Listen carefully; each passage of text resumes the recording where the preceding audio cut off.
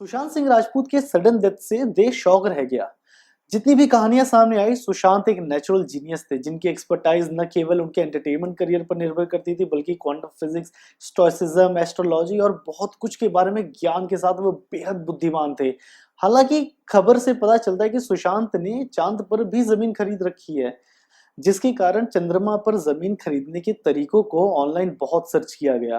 कैसे कोई व्यक्ति चंद्रमा पर जमीन खरीद सकता है? हालांकि ये सवाल अभी भी बना हुआ है कि आप चंद्रमा पर जमीन खरीद सकते हैं। क्या ये पॉसिबल है? क्या ये लीगल है? हम यहाँ आपको पूरी जानकारी और डिटेल बता देते हैं। जैसा कि बहुत से लोग चंद्रमा पर जमीन के एक टुकड़े के मालिक होने के बारे में सोच रहे हैं, ये बहुत चिंता की बात है, क्योंकि कोई भी मून लैंड को खरीद नहीं सकता, इसको इलीगल माना जाता है।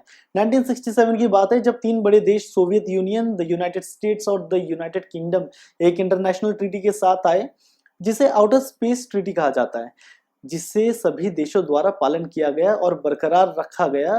भारत सहित 109 अन्य देशों ने इस ट्रीटी पर साइन किया। आउटर स्पेस ट्रीटी के अनुसार outer space is not subject to national appropriation by claim of sovereignty, by means of use और ऑक्यूपेशन और by any other means. In short, आप यहाँ की जमीन न तो खरीद सकते हैं, ना ही बेच सकते हैं और ना ही अपना मालिकाना हक जता सकते हैं। ये सभी सदस्य देशों को भी बिजनेस एक्टिविटीज में बाहरी स्थान का उपयोग करने से रोकता है। हालांकि सुशांत सिंह राजपूत सहित ऐसे लोग हैं जिन्होंने कथित तौर पर चंद्रमा पर भूमि का एक टुकड़ा लिया है। चंद्रमा पर सुशांत सिंह की भूमि को सी ऑफ मस्कोवी कहा जाता है, एक मूनलैंड रजिस्ट्रेशन पोर्टल है जो लोगों को चांद पर जमीन का टुकड़ा बेचता है। अब ये उन सभी लोगों के लिए जो ये कहते हैं कि वे चांद के एक हिस्से के मालिक हैं। 2015 में space resource exploration and utilization act के टाइटल 4 के थ्रू संपत्ति का दावा करते हैं, जो यूएसए में एक्ट 402 है, जिसमें कहा गया कि एक अमेरिकी नागरिक जो कमर्शियली एस्ट्रॉयड रिसोर्स या स्पेस रिसोर्स के हकदार होंगे, जिसमें यूएस इंटरनेशनल ऑब्लाइजेशन सहित कहा गया कि वो लैंड को बाय एंड सेल कर सकते हैं। नॉन यूएस सिटीजन्स को अमेरिकी नागरिकता या कमर्शियल राइट्स के साथ एक एजेंट्स हायर करना पड़ेगा जो चांद की संपत्ति और संसाधन ले सकते हैं। हालांकि रिपोर्ट्स के अनुसार ये बिल अमेरिकी संसद में कभी पारित ही नहीं हुआ। फिर भी क्या आप चंद्रमा पर जमीन खरीद सकते हैं? नहीं।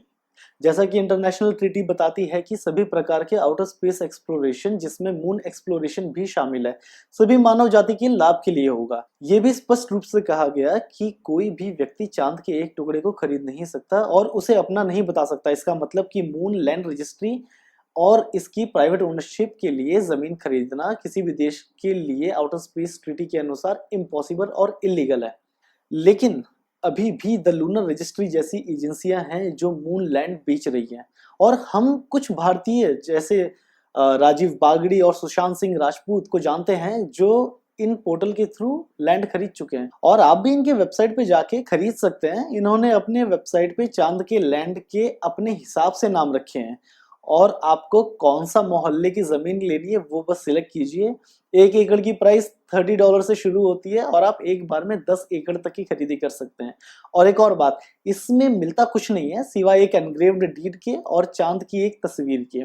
तो भैया मैं तो बोलता हूँ कि चांद पे जमीन खरीदने से अच्छा है खुद की वेबसाइट बनाओ और मंगल की जमीन बेचो। आप देख रहे हैं the buzzer post. Instagram, Twitter, Facebook पे हमें फॉलो करें, यूट्यूब पे सब्सक्राइब करें, नोटिफिकेशन का बेल दबा दें। जय हिंद।